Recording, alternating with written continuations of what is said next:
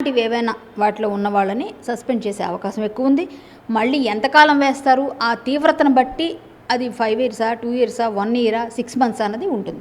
అసలు మాస్టరేషన్ రూల్స్ ఏం చెప్తున్నాయండి అసలు ముఖ్యంగా చూస్తే దాంట్లో మీరు ఆల్రెడీ ఇలాంటి వాళ్ళని క్షమించమని ఎక్కడ రూల్స్లో లేవండి. బైలాస్లో ఎక్కడైనా సరే ఇలాంటివి ఏమైనా అసాంఘిక కార్యకలాపాలు పాల్పడిన వాళ్ళకో లేకపోతే మా అసోసియేషన్ని తోలనాడిన వాళ్ళకు ఇంతకుముందు మాట్లాడిన హేమ ఎందుకు మాట్లాడలేదు అంటే ఇప్పుడు కొత్తగా అమెండ్మెంట్స్ చేశారు.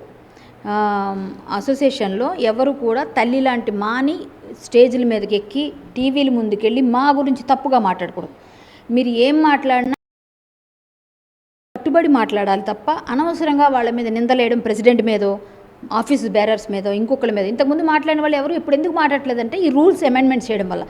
ఇప్పుడు ఉన్న దాని ప్రకారంగా ఇలాంటి చేసిన వాళ్ళకి ఎవరికైనా శిక్ష పడుతుంది. శిక్ష అర్హులాలే ఈమె. కాబట్టి ఖచ్చితంగా విష్ణు గారు రావడమే లేటు, ఈ నెలాఖరికి వచ్చేస్తారు. రాగానే మీటింగ్ అవుతుంది. మీటింగ్ అయిన తర్వాత ఆవిడకి ఏం జరిగింది, ఆవిడ ఏం చేసింది, ఆవిడ ఆ బ్లడ్ శాంపిల్స్లోనూ హెయిర్ శాంపిల్స్లోనూ దొరుకుతుంది. కాబట్టి దాన్ని బట్టి ఒకవేళ ఆవిడ తీసుకోపోయినా ఏదో ఎఫ్ఐఆర్ ఉంటుంది కదా, దాన్ని బట్టి ఇట్లాంటి వాటికి వెళ్ళినందుకు పార్టీ కానీ పెడతారు. ఒకవేళ ఈవిడ కానీ దానిలో బాధ్యురాలే చాలా విధంగా ఉంటే మేబీ మెంబర్షిప్ రివోక్ చేసే ఛాన్సెస్ కూడా ఉండకపోవచ్చు. అట్లాంటి పరిస్థితి కూడా లేకుండా మొత్తానికి టోటల్గా ఏమో నా నాలెడ్జ్ నేను ఎలా చెప్పగలను, అది నేనేమీ తీసుకోలేను. నేను కాదు కదా డెసిషన్ తీసుకుని, నా ఊహకు నేను మీరు అడిగారు కాబట్టి చెప్తున్నాను. ఏదేమైనా విష్ణు గారే చేస్తారు. విష్ణు గారు ప్లస్ బాలకృష్ణ గారు, మన పరుచూరి గారు, శివకృష్ణ గారు, జయప్రద గారు, ఇలా ఉన్న అన్నపూర్ణమ్మ గారు, ఇలా పెద్దవాళ్ళందరూ ఉంటారు. వాళ్ళందరూ కమిటీలో కూర్చొని మోహన్ బాబు గారు ముఖ్యంగా వీళ్ళందరూ కూర్చొని విష్ణుబాబు అలాగే మా ఈసీ మెంబర్స్తో కలిసి డిస్కస్ చేసి ఖచ్చితంగా దీని మీద యాక్షన్ అయితే ఉంటుంది. హేమ గారు అయితే మాత్రం ఇందులో శిక్షార్హురాలు. ఇక ముందైనా చేసిన తప్పుని మీడియాని పోలీసుల్ని తప్పుదో పట్టించకుండా నేనే పెద్ద మొత్తం ఏదైనా ఇండస్ట్రీకి అని చెప్పి ఓవర్ యాక్షన్ చేయకుండా పిచ్చి పిచ్చి పనులు చేయకుండా అందరి మీద బురదలేసేసి వీళ్ళది వాళ్ళు ఇది అని చెప్పి నోరు ఉంది కదా ఇష్టం వచ్చినట్టు పాడేసుకుంటే పెద్ద నోరులు ఉన్నారు. మాలాంటి ఇంకా ఉన్నారు. అనవసరంగా ఎవరిని ఒక మాట అనకమ్మా, ఒక మాట అంటే మనకు కూడా తిరిగి తగులుతుందని తెలుసుకో. కర్మ రిటర్న్స్ అంటారు ఇదే. ఎవరినైనా ఒక నింద వేసేటప్పుడు అది మళ్ళీ వెనక్కి తిరిగి వచ్చేస్తుంది మనకి, బౌన్స్ బ్యాక్. కాబట్టి నువ్వు చాలా పెద్ద కేసులు ఇరుక్కున్నావు, అది నీకు తెలుస్తలేదు. ఇక ముందైనా సరే ఎవరి మీద ఎవరెవరి మీద అయితే నువ్వు మాట్లాడావో, ఎవరెవరి మీద ఏమైతే అన్నావో, ఈరోజు అందరి తాలూకా ఏమంటారు మనసు బాధ ఉంటుంది, మానసిక క్షోభ. కొంచెం మనసు బాధ పెడితే ఖచ్చితంగా అవతల వాళ్ళకి తగులుతుందంటారు కదా, అదే ఇప్పుడు తగిలిందంట. నేను అలాంటి పార్టీకి నువ్వు వెళ్ళడమే పెద్ద తప్పు. అంత డ్రగ్స్ తీసుకునే దగ్గరికి వెళ్ళి నువ్వు తీసుకోపోయినా తాటి చెట్టు కింద కూర్చొని పాలు తాగుతున్నానన్నా కూడా కళ్ళే తాగేవంటారు. కాబట్టి పరిస్థితి అలా వచ్చింది. ఎవరిని అనుకో, ఒక ఆడపిల్లగా నేను బాధపడుతున్నాను, నీ పరిస్థితికి జాలి పడుతున్నాను, చాలా ఫీల్ అవుతున్నాను. ఒక చెల్లి అంటావు కదా, అక్కగా నిజంగా నువ్వు బాధలో ఉన్నావని నేను మెసేజ్ కూడా పెట్టాను, ఎలా ఉంది అక్క ఏంటి పరిస్థితి అని. నువ్వు బాగుండాలి, సేఫ్గా మంచి రిజల్ట్ రావాలని కోరుకున్నాను. బట్ నువ్వు చేసినవి అయితే అందరికీ బాధ అనిపించింది. కాబట్టి ఇలాంటి వాటిలో వెళ్ళి ఇరుక్కోవడం కరెక్ట్ కాదు. ఇప్పటికైనా కొంచెం నోరు అదుపులో పెట్టుకుంటే బాగుంటుంది. ఇంకోటి ఏంటంటే ఇవాళ ఇందాక ఏదో బిర్యానీ వండుతున్నట్టుగా ఏదో పాత పోస్టో కొత్త పోస్టో కానీ, ఒకవేళ కానీ పాత పోస్ట్ అనుకోండి, ఆ బిర్యానీ ఎలా ఉన్నట్టు డైవర్ట్ చేయడానికి పెట్టారు బయట అంటున్నారు పాత పోస్ట్ అని. ఒకవేళ కొత్త పోస్టే కానీ అదైతే మీకు ఎంత బాధ్యత లేదో బాధ్యత రాహిత్యం కనిపిస్తుంది అక్కడ. ఇంత పెయిన్లో ఉండి ఇలాంటి పెద్ద కేసులో ఉండి నవ్వుకుంటే నేను బిర్యానీ వండుకుంటున్నాను, ఇంట్లోనే ఉన్నాను, మళ్ళీ ఇంకో డైవర్ట్ చేయడం నచ్చలేదక్క నువ్వు చేసిన పని అయితే. ఇక్కడ ముఖ్యంగా చూస్తే మూవీ ఆర్టిస్ట్ అసోసియేషన్కి సంబంధించి ఆల్రెడీ ఈసీ మెంబర్గా ఉన్నారు. మిగిలిన వాళ్ళు ఎవరన్నా అంటే ఇప్పుడు హేమ గారి పేరు అయితే వినిపిస్తుంది, చాలామంది టాలీవుడ్కి సంబంధించినటువంటి నటీనటులు ఉన్నారని, వాళ్ళ పేర్లు ఏమన్నా ఇతర పేర్లు ఏమైనా బయటపడ్డా మీకు తెలుసు? లేదండి, నాకైతే ఎవరికి అనిపించలేదు. శ్రీకాంత్ గారు ఇంట్లోనే ఉన్నారని ఆయన చేశారు, జానీ మాస్టర్ కూడా చేశారు, ఈవిడ ఫేక్ అని బయటకు వచ్చింది క్లియర్గా. ఎందుకంటే ఈ డ్రెస్ ఒకటి నేను కూడా నమ్మలేదు ఫస్ట్.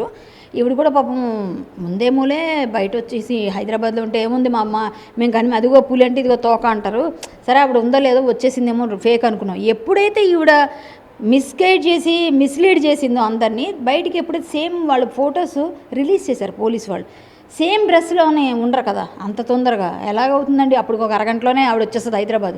ఎంత ఫ్లైట్లో రావాలో 1 అవర్ పడుతుంది. సో 1 అవర్ నుంచి ఇంటికి రావడం ఇంకో 1 అవర్ మన ట్రాఫిక్కి.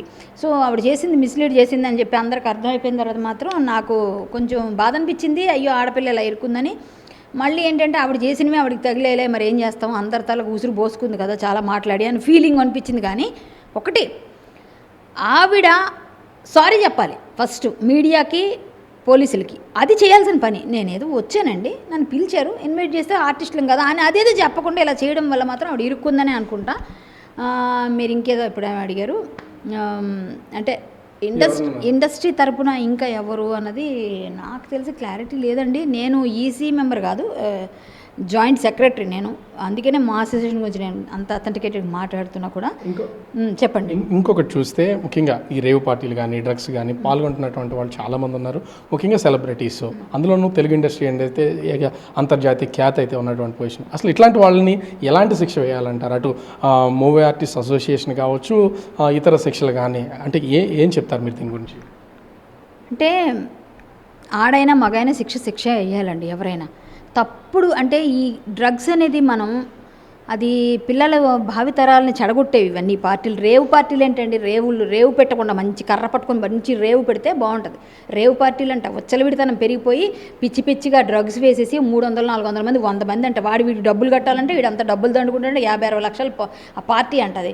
ఎందుకండి, చక్కగా నువ్వు అంత ఎంజాయ్ చేయాలనిపించింది, నీకు అంత అలవాటు ఉంది, ఏదో ఉంది, చక్కగా అమ్మా నాన్నతో బయటికి వెళ్ళి సరదాగా ఒక రెస్టారెంట్లో కూర్చొని తినేసి మంచిగా ఏదన్నా మంచిగా ఎంజాయ్ చేయొచ్చు. లేదంటే కులుమనాలో కొడైకెనాల్లో వెళ్ళి 4 రోజులు చక్కగా హ్యాపీగా ఫ్యామిలీని తీసుకొని తిరిగితే ఆ డబ్బులు ఈ డబ్బులని తాగేసి ఊగేసి ఫుల్ మత్తులో జోగిపోయి ఒకరికొకరు పొడి చేసుకొని తిట్టేసుకొని కొట్టేసుకొని ఏం పార్టీలు అండి ఇవన్నీ. కల్చర్ని మొత్తం నాశనం చేసి పాడదొబ్బుతున్నారు మొత్తం అంతాను. ఇంకా చెప్పాలంటే ఇండస్ట్రీకే ప్రతిదీ ఆపాదిస్తారు. మా కర్మగాలి ఎలాంటి వాళ్ళు కొంతమంది దొరుకుతారు కాబట్టి, కర్మకాలి ప్రతి దగ్గర ఎవరో ఒకరు ఇండస్ట్రీ వాళ్ళు దొరుకుతారు కాబట్టి ఒక్కళ్ళు చేస్తే మొత్తం ఇండస్ట్రీ వాళ్ళే ఇండస్ట్రీ మొత్తం అందరినీ వేస్తారు. ఇప్పుడు నిజంగా తాగిన వాళ్ళు నాలాంటి వాళ్ళు ఉంటారు, అసలు అలవాటే లేదు మాకు ఎవరికే. కానీ చూస్తే క్యారెక్టర్స్ చేస్తే వీళ్ళు తాగుబోతులే, వీళ్ళు తిరిగిపోతులే, ఎందుకంటే క్యారెక్టర్స్ చేస్తున్నాం కదా, దానివల్ల ముద్ర వేసేస్తారు. సినిమా ఇండస్ట్రీ అంటే ఒక ముద్ర. మేము ఎన్ని మంచి పనులు చేస్తున్నాం, ఎంత మంచిగా ఉన్నాము, ఏ విధంగా ఉన్నాము, ఎలా ఉన్నామని ఎవరికి అవసరం లేదు. ఒక్కళ్ళు చేస్తే మొత్తం అందరికి ఆపాదిస్తారు. అలాగే ఇప్పుడు ఇండస్ట్రీకి అందరికీ పేరు తెచ్చేసి ఎవరున్నారో అందులో తెలియదు, కానీ ఈమె దొరికింది, ఇంకెవరో చిన్న లేడీ ఆర్టిస్టులు ఎవరో కనిపిస్తున్నారు. శ్రీకాంత్ గారు కాదని ఖండించారు. నెక్స్ట్ ఆయన ఎవరో జానీ మాస్టర్ కూడా ఖండించారు. సో వీళ్ళు ముగ్గురు పేర్లు ప్రముఖంగా వినిపించాయి. వీళ్ళు ముగ్గురులో ఒక ఆమె ఉంది అక్కడ, మిగిలిన ఇద్దరు లేరంటున్నారు. మరి వేచి చూడాలి. ఖచ్చితంగా లేరని నేను ఐ హోప్ సో, ఎందుకంటే వాళ్ళు ఉండకపోవచ్చు, ఉంటే అంత గట్టిగా మాట్లాడలేరు. ఈమెయితే మాత్రం ఖచ్చితంగా బుక్ అయిపోయిందండి. ఆవిడ నోరు, తన కోపము, తన శత్రువులాగా తన వాయిస్, తన వెకిలి చేష్టలు, తన మాటలన్నీ కలిపి తన పంపుతుంది. జాలేస్తుంది నాకైతే పాపం. అయ్యో హేమక్క ఇలా అయిపోయింది ఏంట అని జాలేస్తుంది. అందరి మీద నాకు సిస్టర్ లాంటిది, నాకు పాపం ఒక ఆడపిల్ల మంచిగా ఉండాలని కోరుకుంటున్నాను. ఆవిడ ఇలాగే మాట్లాడింది నా కోసం. పాపం ఒక ఆడపిల్ల మంచిగా ఉండాలి, నేను సేమే కోరుకుంటున్నాను, నీ మంచిగా కోరుతున్నానమ్మా, మంచిగా ఉండాలి, నీ గురించి ఏ విధమైన ఇది రాకూడదని, నీకు అందులో నా టెస్ట్లో నీ దగ్గర ఏం బయటకు రాకూడదు, నువ్వు తీసుకున్నావు అని చెప్పకూడదని నేను కోరుకుంటున్నాను. నాకు తెలిసిన నా రాముని నేను కోరుకుంటున్నా, మీకు మంచి జరగాలి. మీకు ఏమైనా శిక్ష పడేది అసోసియేషన్ తరపున ఏమైనా పడితే అది పెద్దవాళ్ళు చూసుకుంటారు. నా అనాలిసిస్ ప్రకారంగా నేను చెప్పగలిగాను ఏముంటుందని. మేబీ అందరితో పాటుగా ఎవరిని చేసినా ఎవరైనా ఒకటే, rule is rule for all. కాబట్టి ఆవిడని సస్పెండ్ అయితే కన్ఫామ్గా చేస్తారు, అది నేను చెప్పగలను బల్ల గుద్ది నొక్కి వక్క నుంచి. మొత్తానికి చూడొచ్చు, తెలుగు మూవీ ఆర్టిస్ట్ అసోసియేషన్ నుంచి హేమ గారి మీద ఖచ్చితంగా వేటుపడుద్ది. అధ్యక్షుడు మంచు విష్ణు వచ్చిన తర్వాత దీని మీద చర్యలు తీసుకునే అవకాశం అయితే ఉంటుంది. కానీ ఆ తెలుగు ఇండస్ట్రీకి సంబంధించి ఒకరిద్దరు దొరికినా కూడా మొత్తం ఇండస్ట్రీ మొత్తానికి ఈ డ్రగ్స్ కానీ ఇతర రేవ్ పార్టీ లాంటి వాటిని ఆపాదించి ఆ ఇండస్ట్రీ పరువు పోయేలాగా చేస్తున్నారు. ఖచ్చితంగా హేమ తన నోటి నుంచి వచ్చిన ఒక్కొక్క మాట, ఒక్కొక్క విమర్శ, చేసినటువంటి వ్యాఖ్యలే తిరిగి తనకి కొట్టాయి తప్ప వేరే ఉద్దేశం ఏమీ కాదు. ఇది ఆమె ఎట్లాంటి ఇబ్బందికర వాతావరణం లేకుండా తన బాడీలో ఏ విధమైనటువంటి డ్రగ్స్ శాంపుల్స్ దొరకకుండా బయటపడాలని నేను కూడా కోరుకుంటున్నానని కరాటి కళ్యాణి గారు చెప్తున్నటువంటి పరిస్థితి. కెమెరామెన్ మురళితో రాజు, బిగ్ టీవీ, విశాఖపట్నం.